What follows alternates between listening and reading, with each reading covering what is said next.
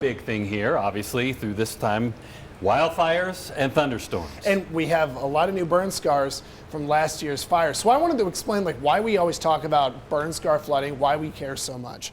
So let's talk about a burn scar in general. Whenever there's a fire, what that does is it scorches the ground. It literally will burn the first inch or two, even a little deeper, of soil.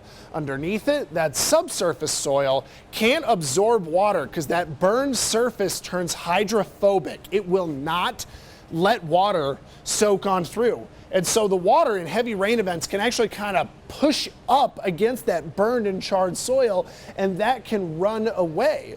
And so that will sweep with it debris, that actual burned ground, and a lot of the dead and broken shrubbery from a burn fire. This was the flooding near North Creek in Beulah earlier in this week when we had all of that rain. Now, this came very close to a burn scar, and whenever you have heavy flooding events over that burn scar, like we just talked about, that charred soil can't absorb water.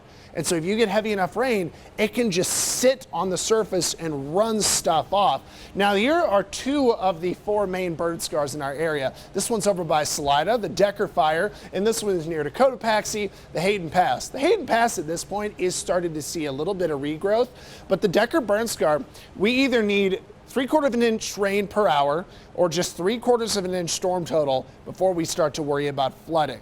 In the Junkins burn scar, this one's just outside of Beulah. This is one where we had flooding close, but it's a little bit more regrowth. It needs about an inch per hour for flooding or an inch, close to 1.5 inches storm total. The biggest fire is the Spring burn scar. It's from a couple years ago. It's also pretty new. It's just outside of Levita. It also doesn't need a whole lot of rain before flooding could become a big deal.